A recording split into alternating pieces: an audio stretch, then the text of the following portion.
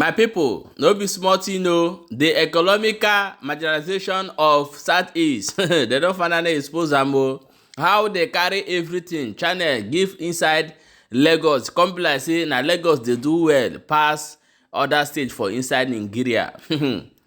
My people, do you know that till today a lot of people do not believe that Southeast have access to sea?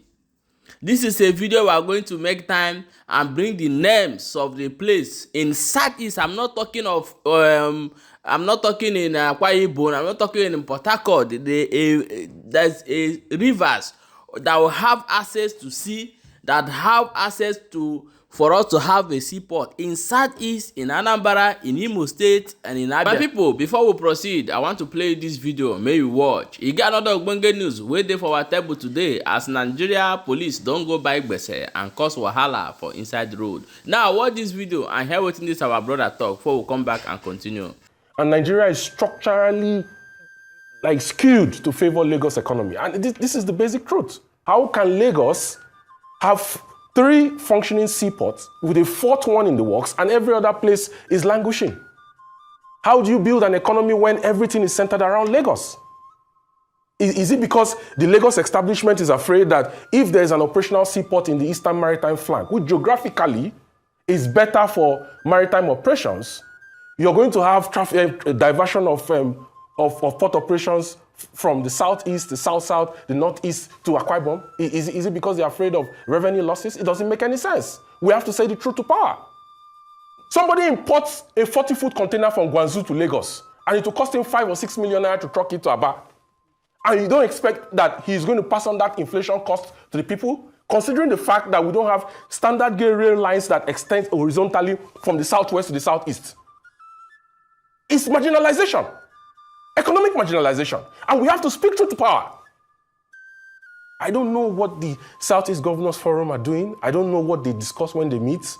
But there are critical areas that we must address. And we must bring to the table as soon as possible. The Southeast, yes, is the only region that does not have a high-pressure gas transmission pipe to take natural gas through it. You have the AKK, the Ajaokuta, Abuja, Kaduna, Kano. There is a second phase of that AKK that goes to Gausu in Zamfara. Now, in that AKK, you have pressure metering and reduction stations in Gwagwalada for Abuja. You have in Kaduna, you have in Kano. And then you're also going to have in Gausu when the second phase starts. That AKK is what the government hopes to extend for transnational gas pipeline through Niger Republic to Algeria, even if I don't think that will be feasible because of the lack of diplomatic relationship between Niger Republic and the Nigerian government in Abuja. Okay? The Southeast does not have a pipe that runs through it, despite the fact that Abia State produces a lot of natural gas. In 2007, Ibe Kachuku designed Nigerian Gas Master Plan, and in that master plan, he put a 121-kilometer pipe that is supposed to extend from Aba to Owerri, to Enugu, to Onitsha, and then to Nnewi. The government says that no, they want to do a TNGP pipe extension from Abia State to Ajaokuta, and the second phase is going to go from Abia State to Enugu to Ajaokuta. That is going to take gas away from the southeast, not through the southeast. You need a pipe that extends that because you need gas for glass fabrication, you need gas for urea, you need gas for power. 40% of the gas that is typically produced every day, either through associated gas that you get when you drill crude oil, yeah, or through non-associated gas fields. It's used for electricity. So how do you want to increase generation and increase feedstock to the gencos in the southeast if you don't build a high-pressure transmission pipe? Whose responsibility is it to make sure that this happens? It's the Nigerian Gas Infrastructure Company, which is a subsidiary of the NNPC Group. So my question to the management of NNPC is, why have they refused to commission FID for gas pipes to the southeast? Why have the Southeast Governors Forum not gotten into a meeting with the president to ask him why the region does not have a gas pipe that runs through it? What exactly is wrong that it seems that there is like a calculated power share between the northwest and the southwest, and until every other region in Nigeria gets permission from the northwest and the southwest, nothing happens in their region. It doesn't make any sense. How can Mr. President be talking about renewed hope and economic transformation and increase in the per capita income of Nigerians and prosperity for Nigerians, about building $1 trillion economy when everything is centered around Lagos? For people, but the question still remains: why are the Southeast governors are not agitating for the interests of their own people? Why are they not talking on behalf of their own people in order way for their people to have all these things they are lacking in Southeast? Why are the Southeast governors are interested fighting for their own pocket instead of working for the people? This is the question. But everybody knows in Nigeria that yes, the Southeasterners are marginalized. When you buy goods from China and they bring it to Lagos, before taking it to Lagos, you almost pay double money like the money you used to buy the goods. We know all these things, but what are the work of the Southeast? That means we don't have any leader in Southeast. If they cannot stand up in the Senate and make it publicly that this is what we want, and let everybody know that they are afraid, so that they will not remove them there. Hey, want to talk, Abi? We go remove you. You are afraid. However, when I don't see him, so it be now say me I carry him go show now.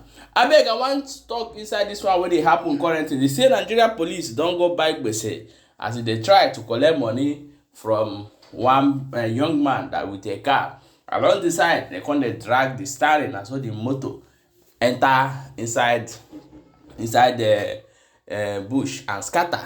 A lot of the police were inside, even the guy we carry the motor, everybody get injury for that. So we'll show you the video before we come back and continue.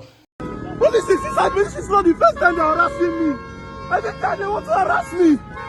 This is not the first time they are harassing me. Police have killed me, oh. Police have damaged my car. This is not the first time they are harassing me. They collected my phone. They collected my phone. Give me my phone. Give me my phone. Get my phone. This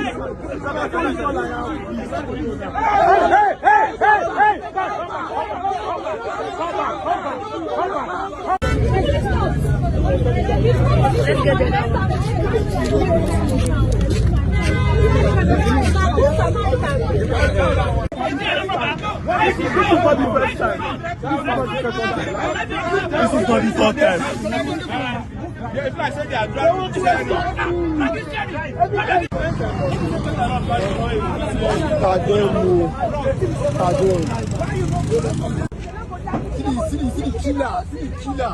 the killer, they won't kill my friend. See the killer there, that is there pretending. See the killer there, you want to kill my friend. You're just standing with him on the highway. You want to kill him. You have children. You don't kill him. You don't see him. You pretend now. You pretend for them. You don't keep messing. Now leave our own road. See them. See them. You the dog. Bastard. See. Your robber. You're taking government gold. They rob government gold. I'm robber. Bastard.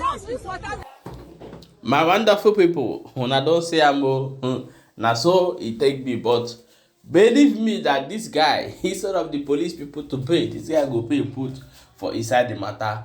As well, they talk of extortion in different part of this region, you know, from people who call themselves Sasat and people where they inside Sat is nothing saying a joke. But when I don't say Nigeria police are totally corrupt, pure corrupt. Where you see corruption, I don't know how they take train them and give them gun to stand for road. But however, it don't happen, we say it don't happen. I will say most still bring a question, and more than no forget say when I dey here, what would they bring on a news as it dey happen. But maybe you share this video